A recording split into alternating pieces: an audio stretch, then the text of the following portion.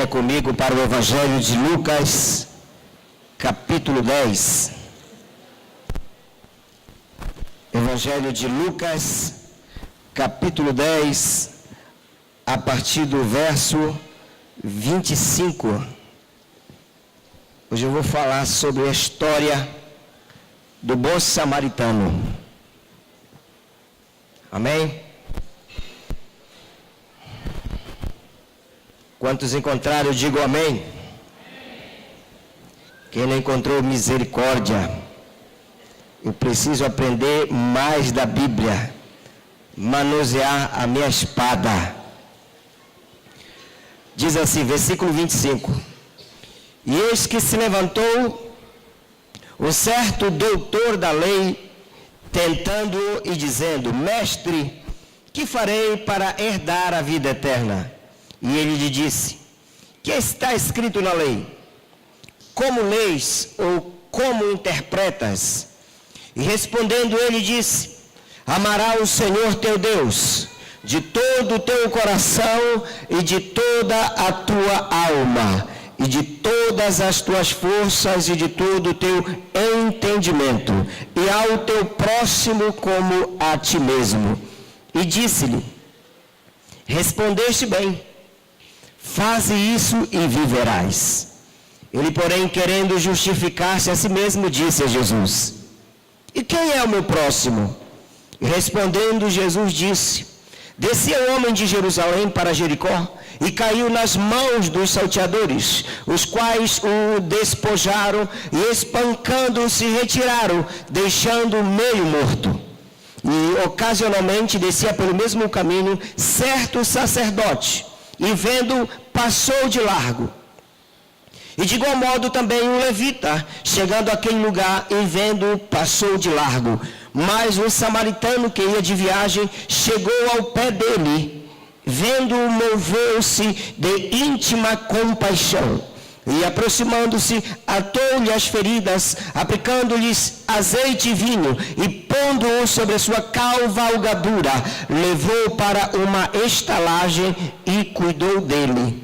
E partindo ao outro dia, tirou 2 dinheiros, e deu-os ao hospedeiro e disse: cuida dele, e tudo o que demais gastares, eu te pagarei quando voltar. Qual, pois, destes 3 te parece que foi o próximo daquele que caiu nas mãos dos salteadores? E ele disse: o que usou de misericórdia para com ele. Disse, pois, Jesus: vai, faze da mesma maneira. Querido Deus e Pai, Senhor, nós te pedimos nesta noite que a tua palavra, Senhor, fale aos nossos corações. Que a tua palavra ministre aos nossos corações. Senhor, transformação. Temor de Deus. Desperte esta igreja a viver o verdadeiro evangelho. O evangelho genuíno. O evangelho da cruz. O evangelho do amor. O evangelho da verdade, da sinceridade, o evangelho da coerência. Fala com cada um de nós nesta noite.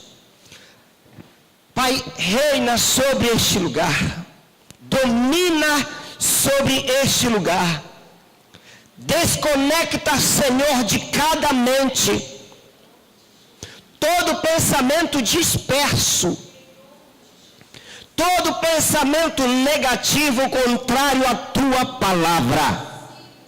Traz cada mente, cada pensamento cativo a ti. Repreende, Senhor Jesus, todo espírito enganador, todo espírito maligno, espíritos que prendem as mentes das pessoas para elas não entenderem o evangelho, para elas não se arrependerem, para elas não se converterem ao Senhor Jesus.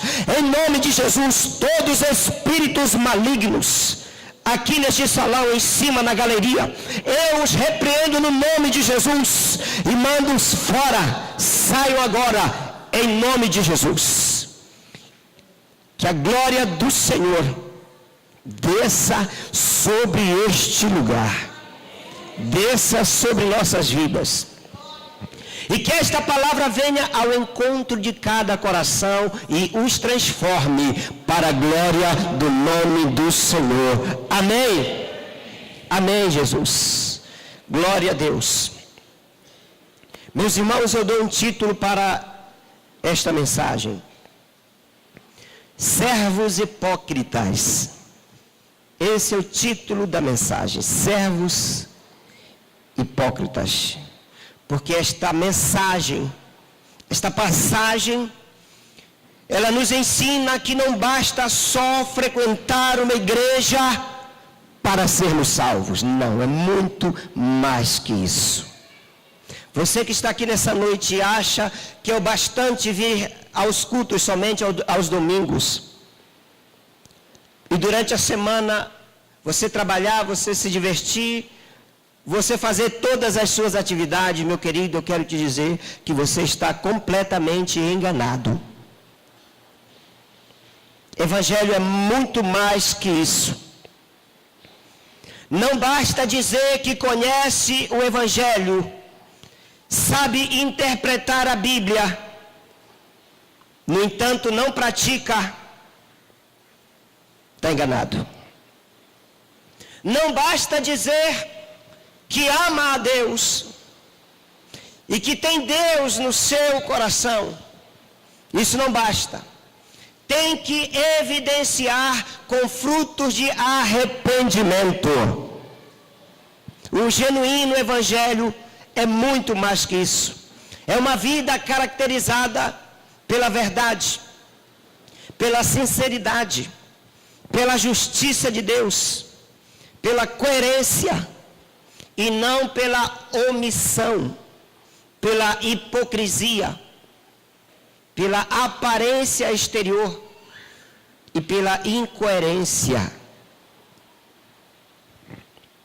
Certa vez, o intérprete da lei, um doutor da lei, quis provar a Jesus, quis colocar Jesus a provas com perguntas capciosas. Conforme nós lemos aqui, no versículo 25, que se levantou um certo doutor da lei, tentando e dizendo: mestre, que farei para herdar a vida eterna? E o tema do debate discorria sobre a salvação. O tema do debate discorria sobre a vida eterna. Quem era o intérprete da lei? Era alguém que entendia muito bem das Sagradas Escrituras. E quando alguém do povo tinha alguma dificuldade de entendimento, essa pessoa ia até ao intérprete da lei, ao doutor da lei, do Pentateuco, dos profetas.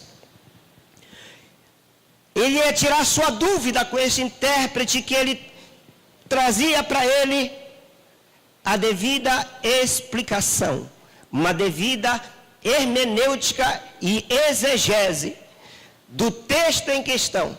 Esse homem era alguém que conhecia a palavra de Deus. E ele coloca Jesus à prova. Ele queria testar o conhecimento de Jesus.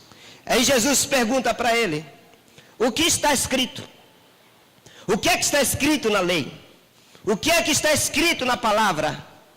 Como você interpreta? Como é que você interpreta a palavra de Deus? O que é que está escrito na palavra de Deus? Você a conhece? Como é que você interpreta? E respondendo a pergunta de Jesus, ele usa o amor. Ele fala a respeito do amor de Deus e do amor ao próximo. Então ele respondeu e disse: primeiro, para ser salvo, para o homem ser salvo, Primeiro lugar, ele tem que amar a Deus acima de todas as coisas. Amarás ao Senhor teu Deus de todo o teu coração, de toda a tua alma, e de todas as tuas forças, e de todo o teu entendimento. Ele diz aqui que o amor a Deus deve estar acima de qualquer coisa terrena, de toda a tua vida espiritual, de todo o teu espírito, de todo o teu intelecto, de toda a tua psique, no mais íntimo do teu ser, no mais íntimo da estrutura humana, o homem deve amar a Deus. Amar a Deus acima de todas as coisas. E ele diz: e ao teu próximo como a ti mesmo. Ele sabia a resposta. Ele conhecia o caminho para a salvação. Porém, Jesus responde-lhe: disseste bem. É isso aí. Mas Jesus falou algo para ele: faze isso e viverás. Ok? Tu respondeste corretamente. Então deixa de ser omisso e faça isso que você falou, e você viverá. Do contrário, se você não fizer, você morrerá e você irá para o inferno. É isso que Jesus está respondendo para ele. Tu sabes o que tu tens que fazer, mas tu não fazes. Tu és omisso. Jesus entrega o pecado do homem. Omissão. Você conhece a palavra, mas você não está colocando-a em prática. Você está sendo omisso. Omisso é deixar de fazer o bem. Omisso é deixar de fazer aquilo que a pessoa sabe que ela tem que fazer. Esse homem não amava a Deus. E esse homem também não amava o seu próximo. Não adianta dizer que ama a Deus se não ama o próximo. Ele conhecia a palavra, mas não praticava. E ele querendo justificar-se, diz o texto, que ele querendo justificar-se. É isso que as pessoas fazem. É isso que o homem sempre fez diante de Deus. Quando Adão pecou contra Deus, ele quis justificar-se do seu pecado. Ele disse: Senhor, a culpa não é minha. Senhor, a culpa é tua, porque tu me destes esta mulher. E a mulher disse: a culpa é da serpente, ela que me fez pecar. O homem sempre tentando justificar-se diante de Deus, ou seja, busca provar a sua inocência. Ele procura subterfúgios para se eximir da sua culpa. Muitos crentes querem se justificar diante de Deus, querem justificar o injustificável. Não tem como nós nos justificarmos diante de Deus. Não tem como. Certa vez Jesus falou para os fariseus, está registrado em Lucas 16:15. Vocês são os que se justificam a si mesmos, aos olhos dos homens, mas Deus conhece os corações de vocês. Aquilo que tem muito valor entre os homens é detestável aos olhos de Deus. Foi perguntar para as pessoas por que elas não vieram ao culto hoje à noite. Elas terão 1001 desculpas. Elas tentarão se justificar de todas as formas, querendo justificar o injustificável. Se nós temos que amar a Deus acima de todas as coisas, Ele é prioridade na nossa vida. homem é injustificável diante de Deus para provar a sua inocência. Muitos são acometidos da síndrome de Adão, querendo culpar os outros pelo seu fracasso, querendo culpar os outros pela sua derrota. Eles pecam, eles saem da igreja e eles não assumem os seus erros, eles não assumem os seus pecados, vão culpar os outros. A culpa é do pastor, a culpa é do meu líder, a culpa é do irmão que não me ajudou, se eximindo do seu pecado. Outros, para justificar os seus pecados, eles praticam boas obras na tentativa de neutralizar os seus erros. Chega de justificativa. Vamos assumir. Então, para ele se justificar, ele pergunta para Jesus: e quem é o meu próximo? Eu devo amar o meu próximo. E quem é o meu próximo? Para Jesus, o próximo não é só aquele que está próximo, não é só aquele que está perto, mas aquele que está distante, aquele que está perto, o conhecido, o desconhecido, o amigo, o inimigo, o vizinho, o colega de faculdade, o desconhecido, alguém que você nunca viu, é o seu próximo. E aí Jesus cita uma história, a história do bom samaritano, explicando em que implica o amor de Deus. Em que implica o amor de Deus e o amor ao próximo. Por isso que eu falei no começo desta mensagem. Não basta vir à igreja, não basta dizer que ama a Deus. Tem que evidenciar esse amor com obras, com fé e com obras. Jesus então cita a parábola do bom samaritano.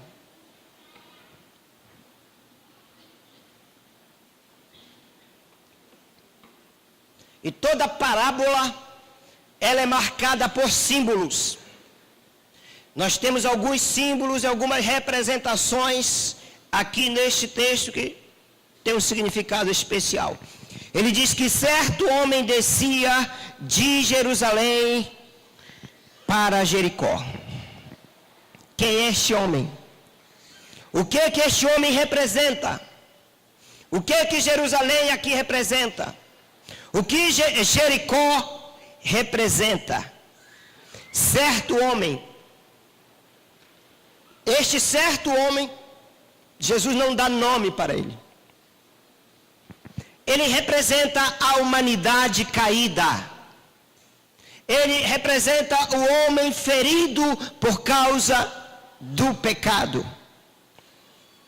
Diz no versículo 30, que esse homem caiu nas mãos dos salteadores, os quais o despojaram e espancando, retiraram, deixando meio morto. Este homem foi assaltado.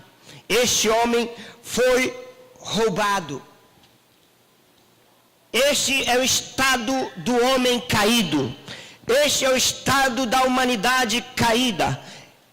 Esse homem desceu, ou seja, esse homem caiu no pecado, caiu da graça de Deus. Jerusalém aqui representa um lugar de comunhão com Deus. Lembre de Adão e Eva, lembre do Éden. Eles estavam no paraíso, eles tinham comunhão com Deus, mas após a queda, eles desceram, eles caíram, e eles foram. Jesus usa Jericó de propósito, porque Jericó tornou-se uma cidade amaldiçoada por Josué. Jericó aqui representa o mundo, ou seja, o homem que caiu da graça. Por causa do seu pecado, ele está longe de Deus, e ele está ferido, ele está destruído. E o papel da igreja é pregar o evangelho para curar os enfermos, para curar, para resgatar este homem do pecado. Então ele perdeu a comunhão com Deus. Ele foi para a maldição. E no caminho da maldição, ele foi atacado por salteadores. Esses salteadores são as hostes espirituais da maldade. São os demônios, são os espíritos comandados por Satanás, buscando a quem tragar. Satanás, Pedro diz que Satanás, ele é igual a um leão que está ao derredor do homem, como um leão rugindo, procurando alguém para o tragar. Assim está o homem perdido. A missão do diabo, a missão dos demônios é roubar, matar e destruir. Este homem foi roubado, este homem foi destruído, ele ficou semi-morto. Quantos estão aí no mundo nesta situação? Roubados. O diabo roubou os seus sonhos, o diabo roubou a sua família, o diabo roubou a sua saúde. Quantos estão destruídos? Destruídos pelo álcool, destruídos pelas drogas, destruídos pelo pecado, pelo homossexualismo, pelo lesbianismo, o casamento destruído. Vivendo no mundo de depravação, longe de Deus e sentenciados para o inferno, sentenciados para a perdição eterna. E a igreja está com os braços cruzados, vendo o que está acontecendo ao seu redor, inerte, omissa, sem fazer nada.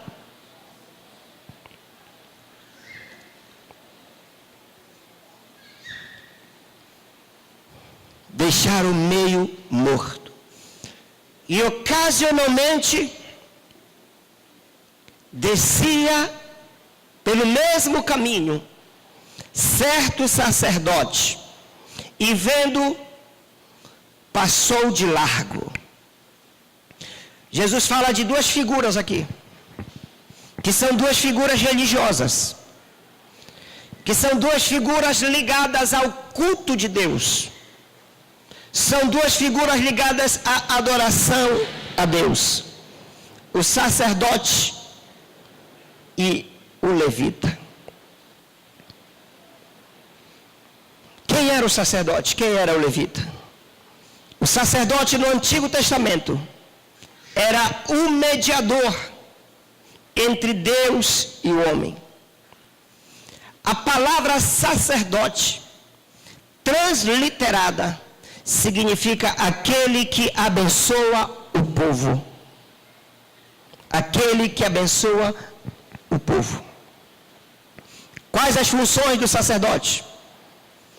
Primeiramente, adorar a Deus.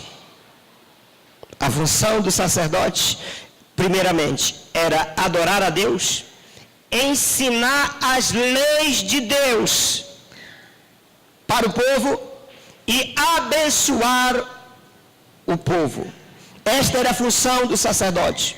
Imagina o sacerdote do Antigo Testamento ensinando o povo, dizendo, isso está lá em Deuteronômio, capítulo 6, 4 e 6. Olha o que o sacerdote fazia. Ele dizia: ouve Israel, o Senhor nosso Deus é o único Senhor. Amarás, pois, o Senhor teu Deus de todo o coração, e de toda a tua alma, e de todas as tuas forças. E estas palavras hoje que te ordeno, elas estarão no teu coração. Era isso que o sacerdote ensinava ao povo, dizendo que o Senhor era o único Deus. Ele falava sobre amor, ele falava sobre o poder de Deus. O sacerdote entrava uma vez ao ano na presença de Deus, no Santíssimo Lugar, para apresentar o sangue do animal sacrificado pelos pecados do povo. E no Novo Testamento, nós temos a menção de que todos os cristãos são sacerdotes. Todos aqueles que nasceram de novo, Todos aqueles que entregaram suas vidas para Jesus são sacerdotes, no sentido de que através de Jesus Cristo, todos têm livre acesso a Deus. Pedro relata isso na sua primeira epístola, capítulo 2, versículo 5, ele diz: também vós, como pedras que vivem, sois edificados casa espiritual, para serdes sacerdócio santo, a fim de oferecerdes sacrifícios espirituais agradáveis a Deus, por intermédio de Jesus Cristo.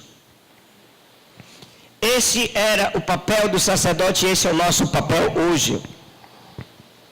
E o levita?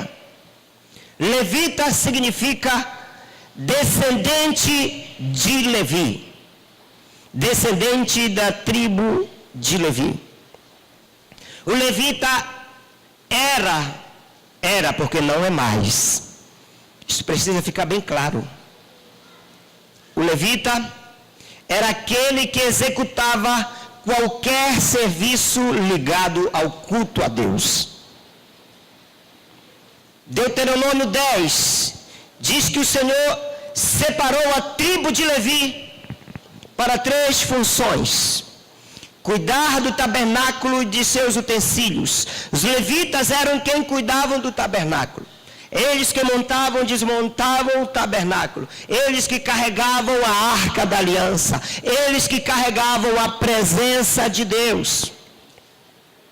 Por que os levitas foram escolhidos por Deus? Porque quando Moisés subiu ao monte e passou lá 40 dias em jejum, quando ele desce, o povo havia se desviado. Fizeram um bezerro de ouro para o adorar.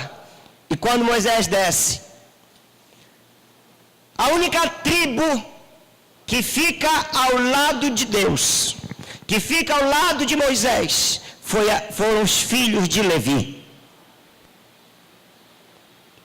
Se arrependeram dos seus pecados e se colocaram diante de Deus para servi-lo. Por isso que Deus os chamou. Então, primeiramente, cuidar do tabernáculo, estar diante do Senhor para ministrar a lei, ensinar ao povo os caminhos do Senhor. Em terceiro lugar, para proclamar bênçãos às pessoas, ou seja, para cuidar das pessoas. Meus irmãos,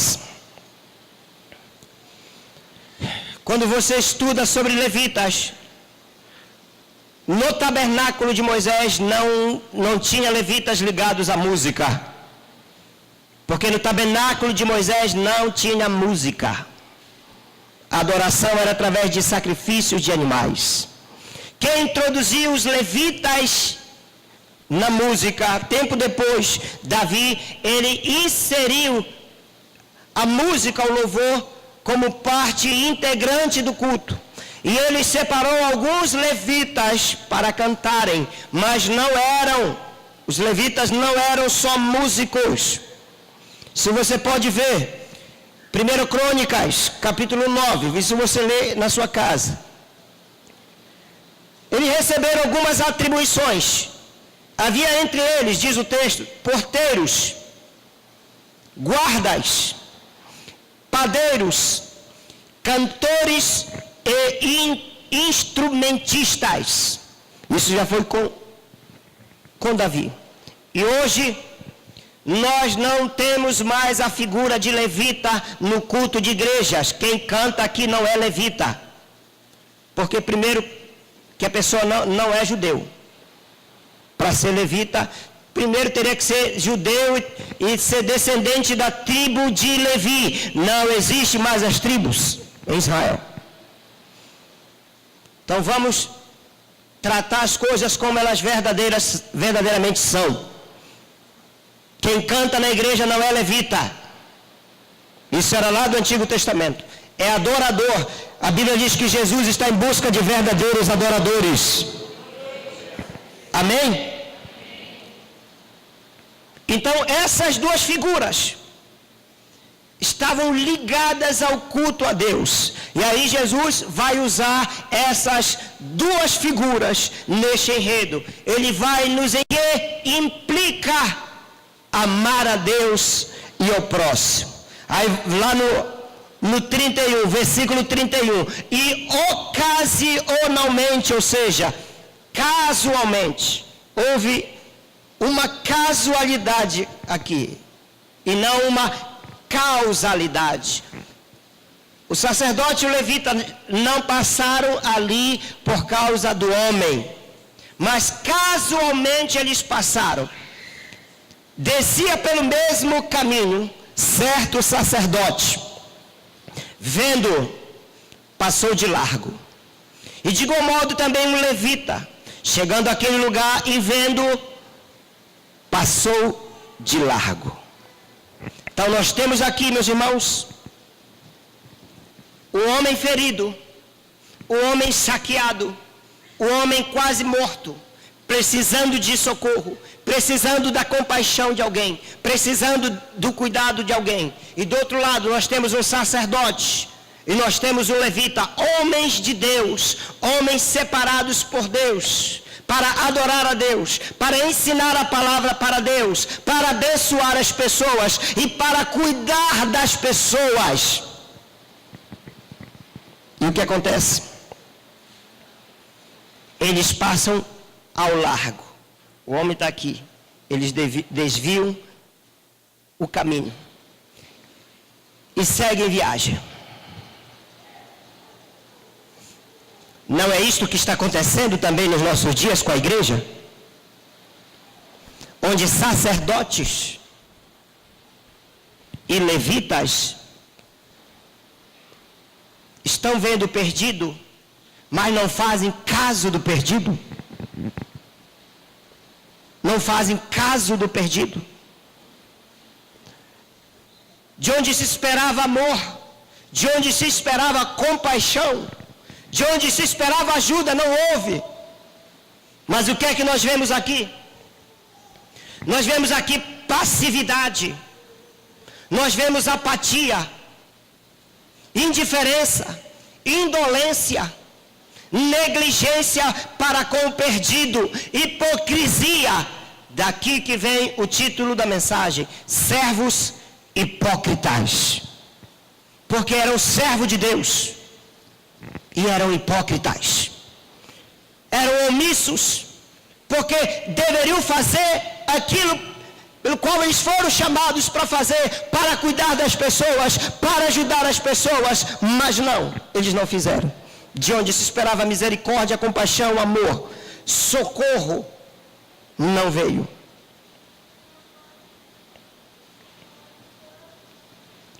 Nós não estamos assim, igreja? Essa não é a imagem da igreja contemporânea? Uma igreja egoísta, que vive para si, que só pensa em si, que não está nem aí para os perdidos, que vem aos domingos na igreja, assiste o culto, bate palma, entrega o dízimo e acha que está tudo bem, está tudo certo. Você acha que está certo? Você acha que está certo? Pergunte para Deus se está certo. Pergunte para Deus se está certo este cristianismo. Pergunte para Jesus se foi este cristianismo que ele deixou.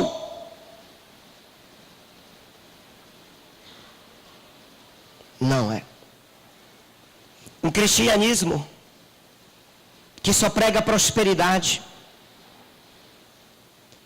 Ah, você vai ser poderoso.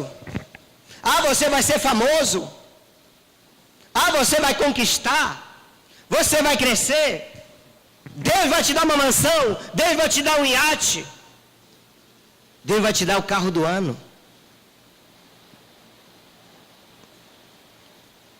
Será que Deus quer dar mesmo? Se ao nosso redor as pessoas estão na miséria, as pessoas não têm o que comer, Será que este cristianismo que ele quer para nós virmos domingo para o ar-condicionado e passamos ao lado de quantas pessoas abandonadas na sarjeta, perdidas em seus delitos e pecados, e nós achamos, não, isso é normal, o problema é dele, é igual o sacerdote e o levita, não, o problema é dele. O problema é dele, não é meu. Não é meu problema. Nós não podemos livrar as pessoas das suas tragédias terrenas. Muitas tragédias acontecem por escolhas de cada um de nós.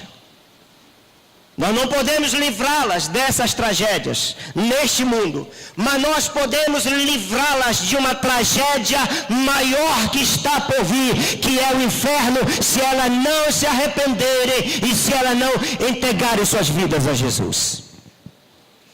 Isso nós podemos fazer. Como? Pregando o Evangelho, dando uma oportunidade para elas tomarem uma decisão. Esse é o nosso papel. O papel da igreja é pregar o Evangelho. O papel da igreja é socorrer os aflitos. Pastor, mas nós não temos dinheiro para socorrer os aflitos. Mas nós podemos orar, nós podemos pregar a palavra que restaura, que cura. Isso nós podemos fazer. Porque quando nós nos movemos, Deus, Ele se move junto conosco. Essa é a imagem da igreja dos nossos dias. A imagem dessas duas figuras, do sacerdote e do levita. A igreja está vivendo uma vida de incoerência. Diz que é crente, diz que ama Deus, diz que Deus está no seu coração, mas não evidencia por obras, não evidencia por obras de arrependimento, por frutos de arrependimento. É uma igreja passiva, vive na passividade, na omissão, na apatia, na indiferença. E olha que Deus tem falado conosco. Olha que Deus tem falado com a igreja. Mas a igreja está na indolência. Muitos têm medo de evangelizar. Muitos não estão vindo na terça-feira. Muitos não estão vindo aos domingos pela manhã. Porque na terça-feira e aos domingos pela manhã, nós estamos saindo para levar o evangelho para o perdido. Mas muitos estão sendo apáticos, omissos, indiferentes, porque estão mais preocupados com o seu lazer, com o seu descanso, com as suas coisas, de que com o reino de Deus, de que com os perdidos. E continuam se justificando diante de Deus. Você pode se justificar para o pastor, mas naquele dia, diante de Deus, não terá justificativa. Não terá justificativa. Pare de se justificar. Saia da omissão. Saia, deixe a negligência. Negligência para com o perdido. Falta de angústia pelo perdido. Nós não podemos ser hipócritas de domingo chegarmos aqui, cantarmos e dizermos que amamos a Deus, se nós não amamos os perdidos. Nós não podemos ser hipócritas. Esse é um tipo de louvor que Deus não aceita. É um louvor hipócrita. Este povo só me honra com os lábios, mas o seu coração está longe de mim.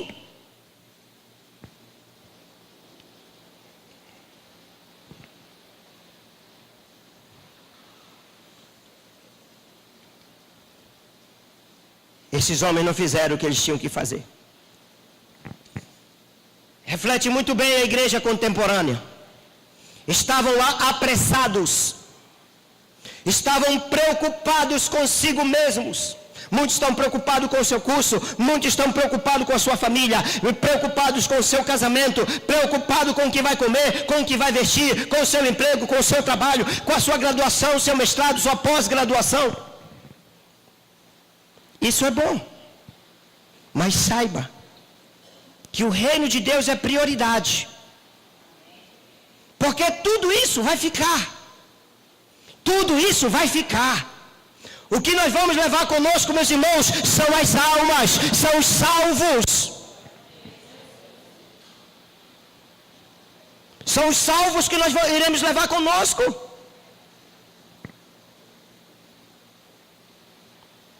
Eles ignoraram a urgente necessidade de fazer missões, de falar do amor de Deus, de pregar a justiça de Deus, de demonstrar a justiça de Deus, ajudando o ferido, o pobre e o necessitado. Esses homens pertenciam ao reino de Deus.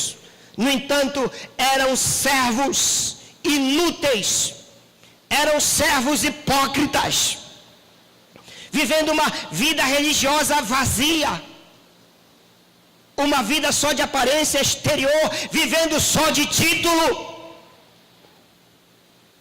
Tem muita gente vivendo só de título.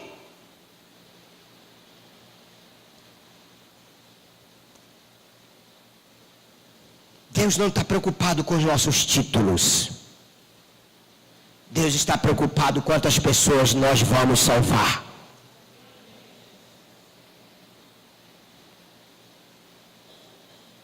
Servos hipócritas, servos inúteis.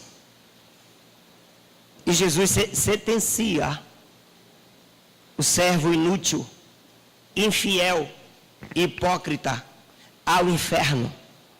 Mateus capítulo 25, no versículo 26 ao 30, fala da parábola dos talentos. Irmãos, parábola dos talentos levará o servo inútil, o servo hipócrita ao inferno. Ele não está falando para ímpio, ele está falando para a igreja. Respondeu-lhe, porém, o Senhor: servo mau e negligente, sabias que ceifo onde não semeei e ajunto onde espalhei? Servo mau e negligente, tu sabias que tu tinhas que pregar o evangelho, tu sabias que tu tinhas que cuidar de vidas, no entanto tu não fizestes, tu te preocupastes contigo mesmo, tu te preocupastes com o lazer, tu te preocupastes com as coisas terrenas, e abandonastes o mais importante, que eram os perdidos.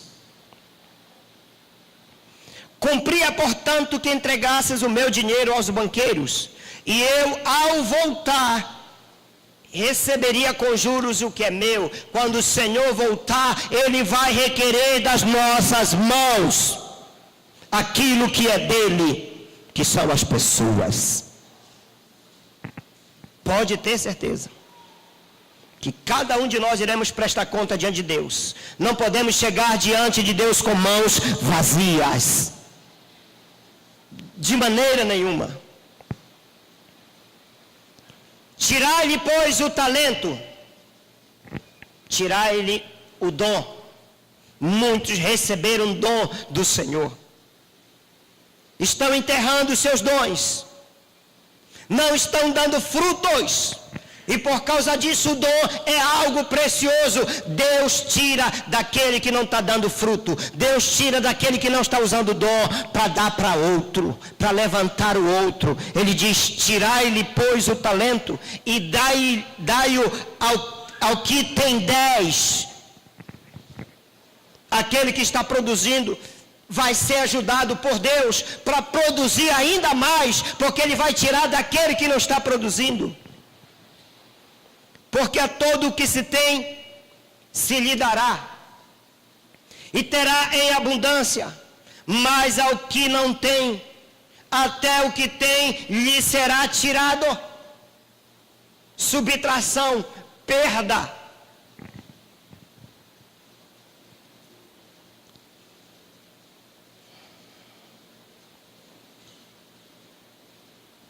lhe será tirado. E o servo inútil, lançai-o para fora, nas trevas. Ali haverá choro e ranger de dentes. Inferno. Irmãos, isso é para a igreja. Servo inútil. É para a igreja, não é para o mundo. Isso é para mim e é para você.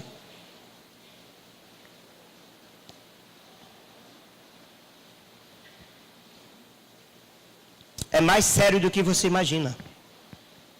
Evangelho é mais sério do que nós imaginamos. Igreja não é clube social. É povo de Deus.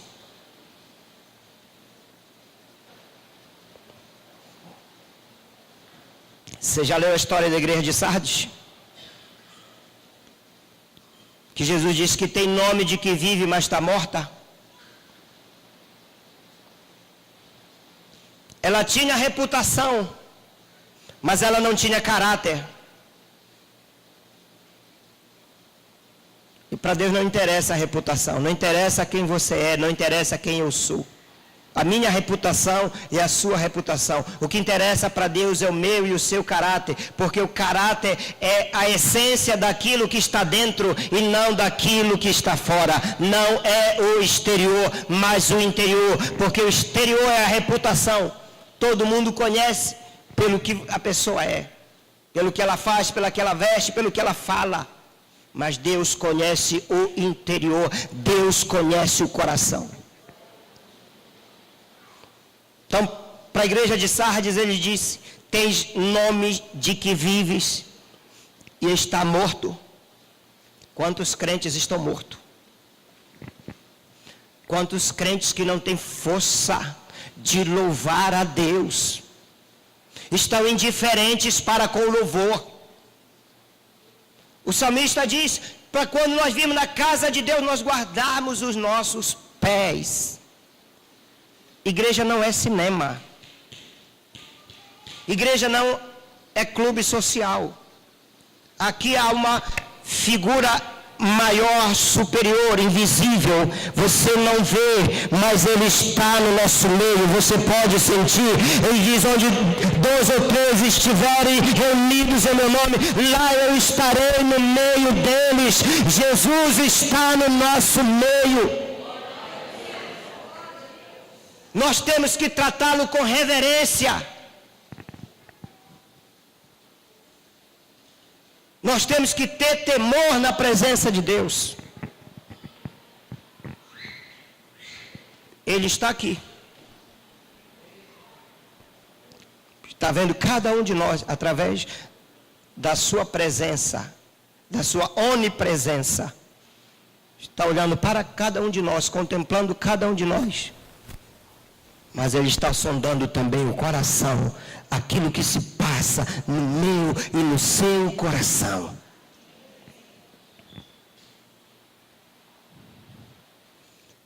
A igreja que tinha fama, mas as obras eram mortas.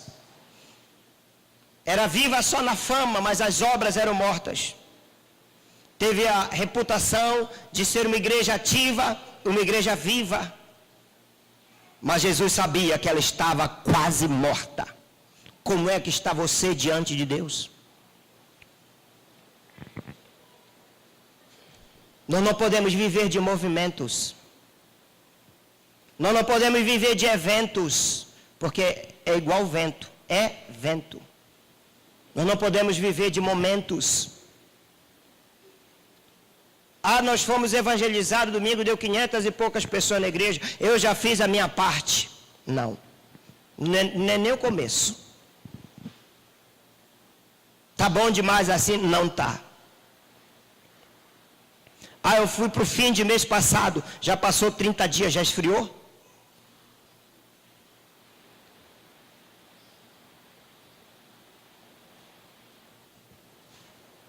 Esses 2 homens,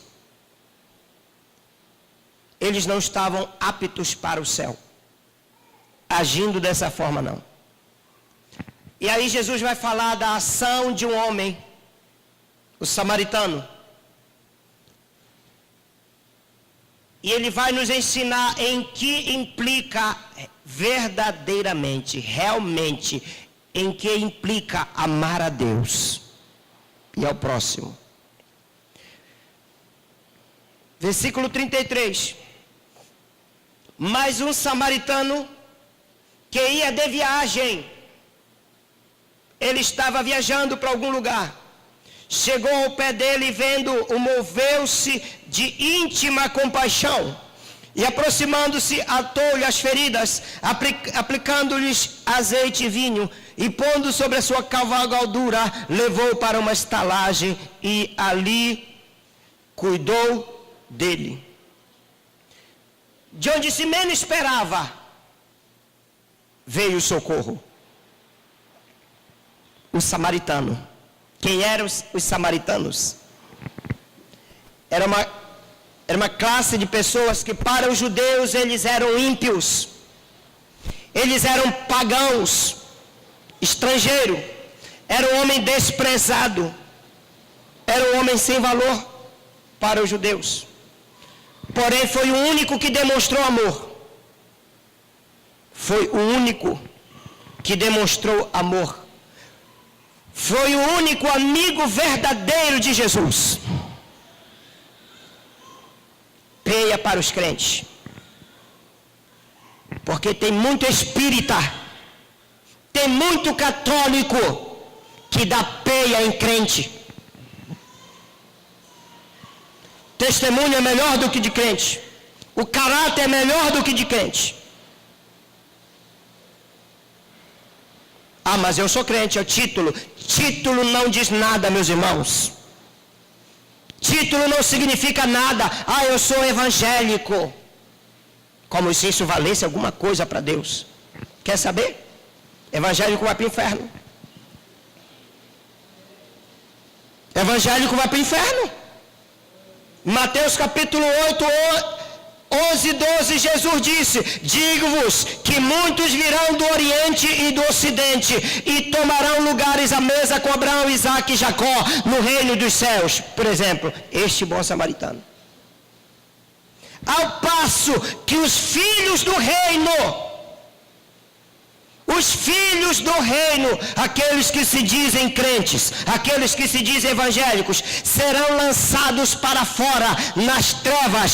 Ali haverá choro e ranger de dentes, porque fora ficarão os hipócritas.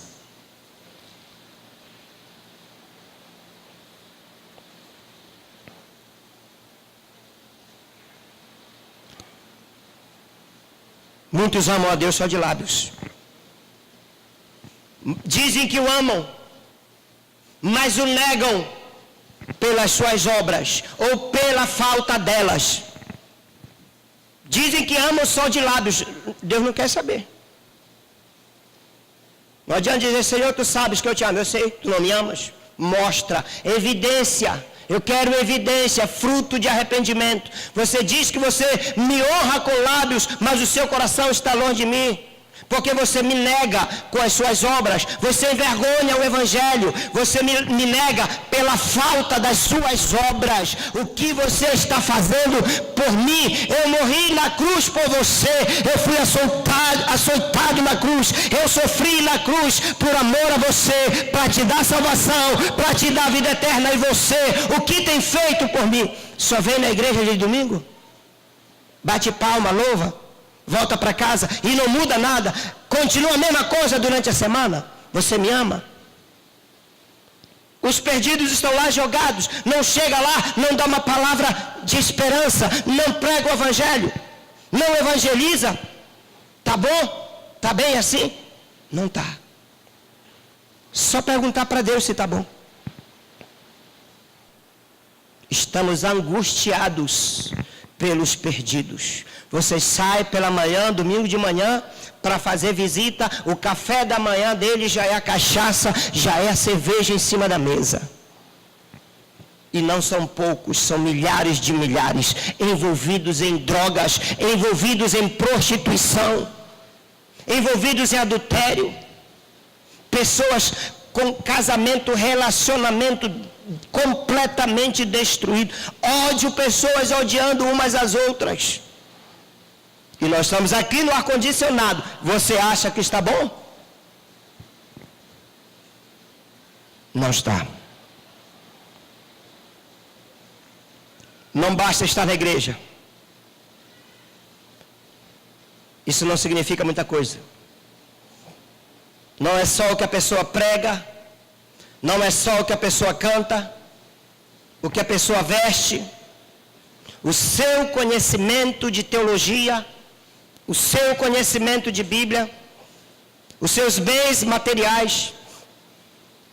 Isso não evidencia que ela ama a Deus, mas aquilo que ela faz por amor a Deus e por amor aos perdidos. Os grandes avivalistas dos séculos passados, o que fazia diferença na vida deles era que eles amavam a Deus e amavam os perdidos. Eles se entregaram completamente a Deus. Eles abriram mão dos seus bens materiais. Eles abriram mão da sua vida pelo Evangelho, pela causa de Cristo.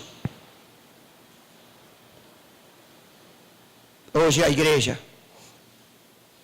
não quer abrir mão de 2, 3 horas de sono para vir orar na vigília. Não quer abrir mão do café da manhã para vir na EBD aprender a palavra e sair para evangelizar. Não quer abrir mão da terça-feira vir evangelizar. O que evidencia o amor de Deus, o amor que a pessoa sente por Deus, é que o samaritano fez pelo próximo. Isso é que evidencia o amor de Deus. O que esse homem fez? Ele estava de viagem. Ele mudou a sua agenda. Ele deixou de prosseguir a sua viagem, ele mudou a sua agenda. Muitos crentes não querem mudar a sua agenda por causa de, terça-feira tem galo, não, eu vou para o cinema, porque eu já tinha agendado com a minha família. Eu vou jantar com meu esposo, com a minha esposa, porque eu já tinha agendado. Porque isso é mais importante para mim do que ir no culto ou sair para pregar o evangelho.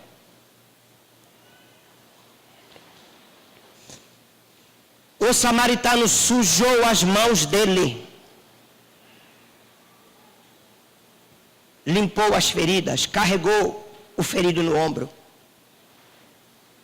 Não, eu não vou ali para baixo para o hip-hop, porque é muito sujo, é muita pobreza, é muita violência, é perigoso. Perigoso é você não ir. Perigoso é não ir pregar o evangelho. Isso sim é perigoso. Porque se você tem Deus no seu coração, se você tem Deus na sua vida, não tema. Se você for pregar o evangelho, levar um tiro e morrer, amém, você estava fazendo a obra de Deus. Você estava fazendo a obra de Deus. Esse homem gastou o tempo dele para ajudar o ferido. Ele investiu os seus recursos. A igreja avarenta não quer investir os seus recursos. Não quer ajudar a trazer rancho para as pessoas, para os necessitados. Meus irmãos, nós precisamos parar e pensar sobre o nosso estado. Como é que nós estamos diante de Deus? Para de dar justificativa para Deus. Para de te justificar diante de Deus, não tem justificativa. Deus está interessado nas almas. Deus não está preocupado com a tua justificativa. Amar a Deus é abrir mão dos seus interesses para acudir o necessitado. É sair do ar-condicionado e entrar nos becos, nas vielas, nas favelas. O verdadeiro louvor do levita é quando ele vai em busca do necessitado e não quando ele se desvia do necessitado. É lá fora que ele mostra que ele é sacerdote. É lá fora que ele mostra que ele é levita, acudindo aos necessitados. Viu, sacerdotes? Viu, levitas? Porque os levitas hoje, os que se dizem levitas, o interessante para eles é gravar CD. O interessante para eles é ganhar em cima da igreja com os seus CDs. Mas não estão preocupados em ir em busca do perdido. Porque o importante é o show. Porque o importante são as luzes. São os hotéis 5 estrelas. Esse definitivamente não é o evangelho de Jesus. Não é. Esse é o outro evangelho que está sendo pregado no Brasil. Verdadeiro evangelho de Jesus é o evangelho de arrependimento. É chorar pelo seu pecado.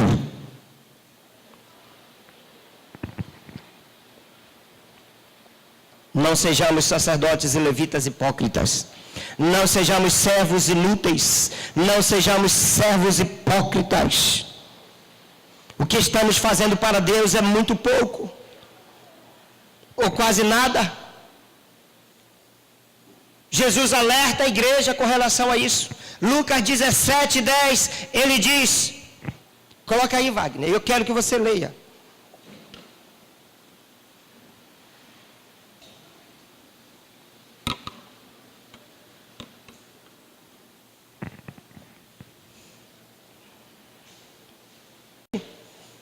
Quando vocês tiverem feito tudo o que lhes for ordenado, devem dizer: somos servos inúteis, apenas cumprimos o nosso dever.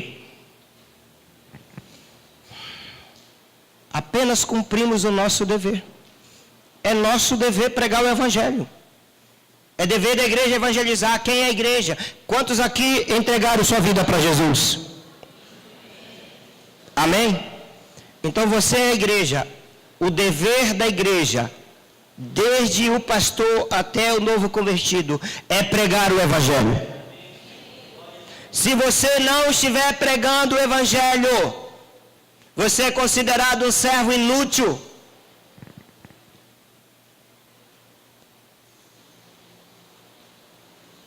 Você é considerado um servo inútil. Quando vocês tiverem feito tudo o que lhes for ordenado, devem dizer: somos servos inúteis, apenas cumprimos o nosso dever. E Paulo diz: ai de mim, se eu não pregar o evangelho. Diga: ai de mim, se eu não pregar o evangelho.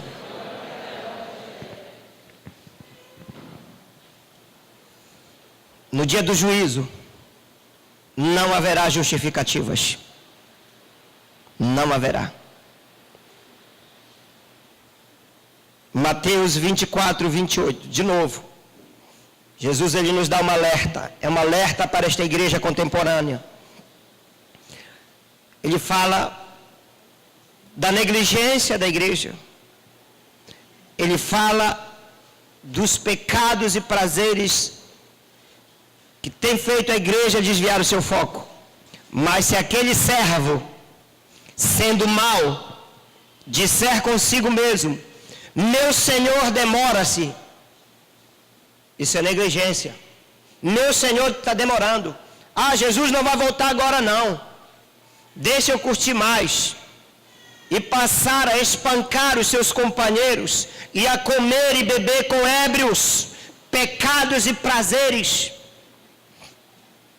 Muitos crentes estão envolvidos em pecados e prazeres e não estão preocupados com a sua salvação. Não estão preocupados com a vida eterna. Não sabem, não têm a dimensão. Não podem mensurar o perigo que eles estão enfrentando. Porque Jesus está às portas.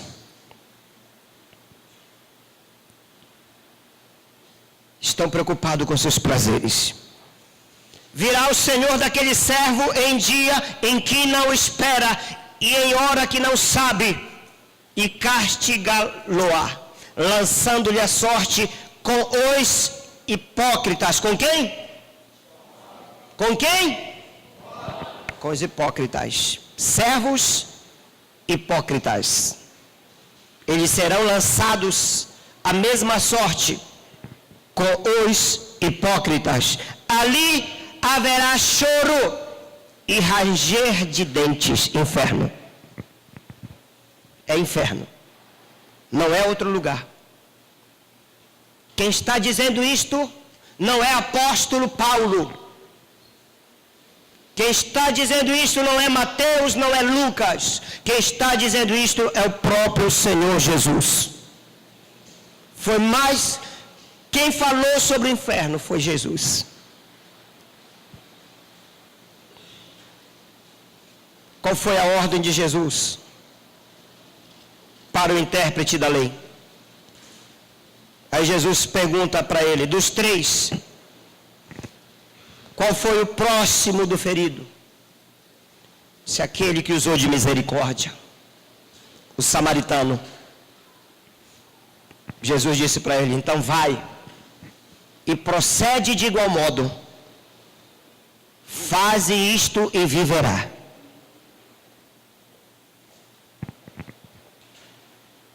Jesus está dizendo nesta noite, vai e procede de igual modo. Faz igual o samaritano.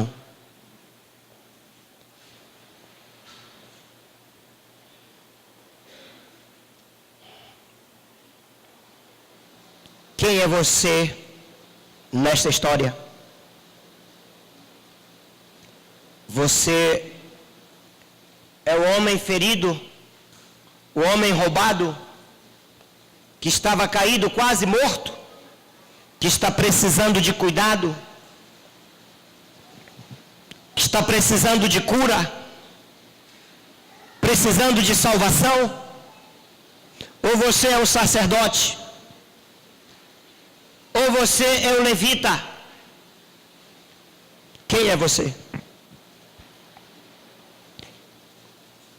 Com qual das personagens você se identifica? Você que está ferido, você que se afastou de Deus, você que caiu da graça, está vivendo uma vida de pecado, porque a Bíblia diz que todos pecaram e destituídos estão da glória de Deus. A Bíblia diz que o homem ele é depravado, ele é corrupto, ele está distante de Deus, ele precisa de salvação. Todos, eu, você, todos. Embora ele seja bonito, ela seja bonita, vista uma boa roupa, se produza bem, a Bíblia diz que o coração é desesperadamente corrupto. Você pode ser bonito, pode ser bonita por fora, mas por dentro o coração está corrompido. E se não se arrepender, você sofrerá com a justiça de Deus. Você sofrerá no juízo eterno. Se arrependa. Seja curado por Jesus.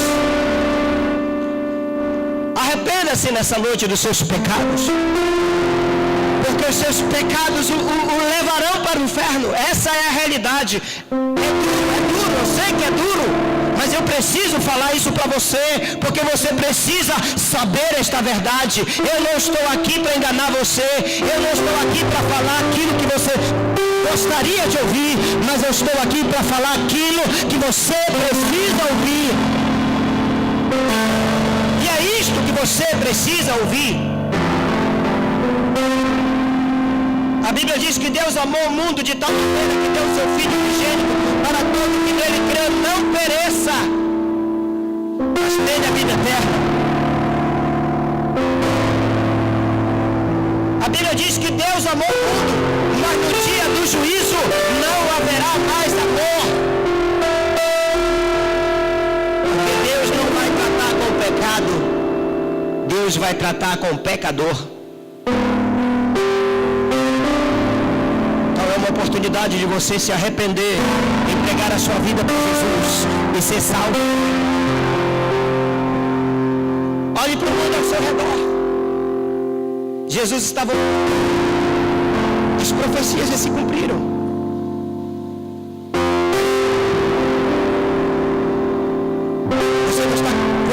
nesta noite aqui nesse lugar. Deus quer salvar você. Você precisa ser salvo porque você está perdido. Jesus precisa te encontrar. E para você, igreja, que se identifica com o sacerdote e com o levita,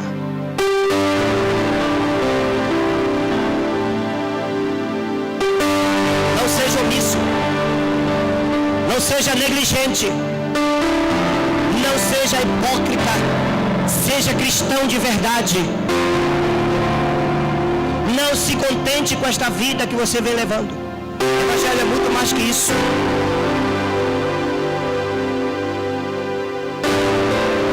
Os pregadores dizem que esta igreja é a geração contemporânea. Esta igreja contemporânea será a geração da igreja que levará mais gente para o inferno. Porque não está pregando isto. Está pregando o evangelho de autoajuda. A primeira mensagem de Jesus, quando ele começou a pregar, antes de Jesus pregar, João Batista já pregava: arrependei-vos, pois, porque está próximo o reino de Deus. A primeira mensagem de Jesus não foi sobre triunfalismo, não foi sobre materialismo, não foi sobre prosperidade, não foi sobre autoajuda, não foi sobre positivismo, não foi a psicologia positiva.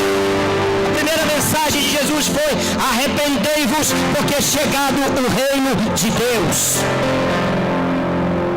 A primeira mensagem do apóstolo Pedro foi: arrependei-vos, porque é chegado o reino de Deus. Se arrependam dos seus pecados e voltem para Deus. Sejam salvos por Ele. Que Deus tenha misericórdia.